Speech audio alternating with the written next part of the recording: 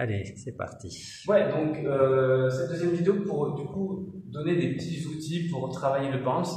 Alors, il y a la technique de la corde à sauter. Je vais pas trop en parler, mais si vous faites de la corde à sauter, forcément, ça va vous aider à avoir un bounce régulier. Aussi la course à pied, voilà, c'est quelque chose on a toujours un peu en rebond.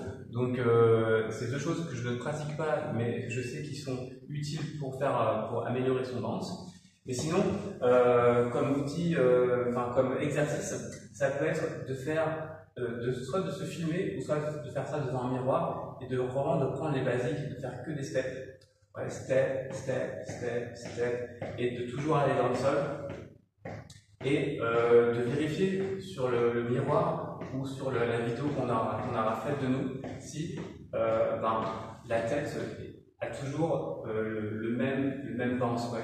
Donc, possiblement, je pourrais du coup avoir toujours la même amplitude. De faire ça sur des steps et de faire ça aussi sur des triple steps.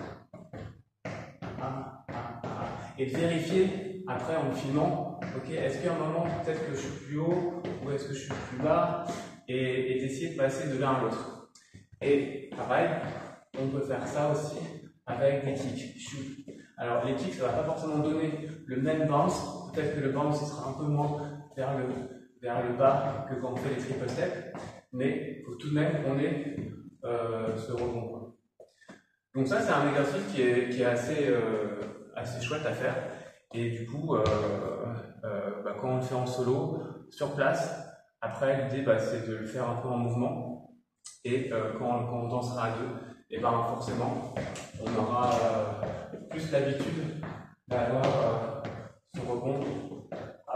Encore une fois, que ce soit des kicks, ouais, ça peut être des kick-walk, ça peut être des grooves, groove, groove, des steps, step, groove, groove. Donc toutes les rythmiques qu'on connaît, lent, vite, vite, lent, triple, lent, step, step, triple, kick, step, tout ça, eh bien,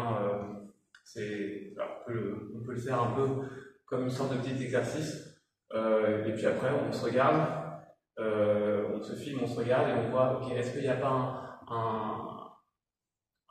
une rythmique sur laquelle je suis le plus à l'aise, et une autre moins à l'aise, et du coup ça va nous donner des pistes pour les travailler. Souvent, ce que je vois en cours, c'est souvent sur le triple step, par exemple, si on fait des swing out, le triple step, c'est souvent un moment où on va un peu casser cette bounce, et donc c'est pas facile de rester toujours dans le bounce, surtout quand on fait des déplacements.